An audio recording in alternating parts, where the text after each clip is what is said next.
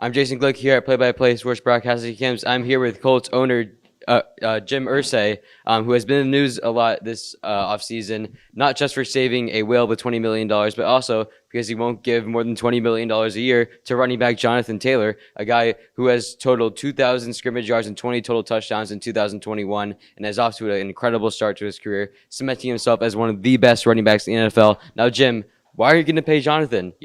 I heard you guys had a conversation on a bus and didn't make too much progress. What's the story there? Is Jonathan not worth the money? Well, like you said, I was trying to save a whale, but all along I thought I was trying to bring Brian Bulaga back. I heard that it was a whale. I thought they meant Bulaga, like the offensive line from a while back. We needed some offensive line help, so that's where I sent the $20 million. Little did I know that it wasn't a whale. That wasn't Brian Bulaga. It was an actual whale. So that's a problem because now our offensive line is still the same. And Jonathan Taylor, I mean, we've seen running backs. We know what happens to them. Unfortunately, running backs isn't part of the game anymore. Ever since I had Peyton Manning, I mean, Edge was amazing back in the day, but since Edge and James, we know that passing is a priority now in the NFL. And with Jonathan Taylor, do you see guys being very replaceable at this position? Like, do you think Kenyon Drake, who you guys just recently signed, can give you similar production to someone like Jonathan Taylor?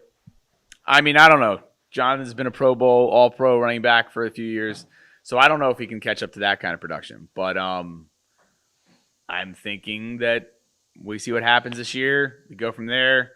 I hope Jonathan's great for us this year, and we'll see what happens. I know all the running backs are having some issues right now, but unfortunately that's just how the league is, especially if you don't have an offensive line made up of a whale.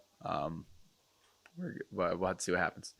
This is also a team that has been in a ton of drama this offseason with the new gambling NFL policies. Your top cornerback, Isaiah Rodgers, was suspended for the entire season. You guys released him. How do you sort of carry that sort of burden on your guys' back, like having that title that, you guys have someone who gambled on your team and it was a significant player? How do you guys go about this season and try to be as mature about it as possible? Yeah, it's a shame it wasn't like some of the backups like have happened with other teams this year. It was one of our top corners, but I guess I probably should bring out my investments out of the sports betting world. It's probably not a good thing for me to be invested in right now, even though the NFL is completely invested in the sports gambling world. So maybe the NFL should get out of it too, considering they're suspending people for something that they're sponsoring out the wazoo right now. Yep.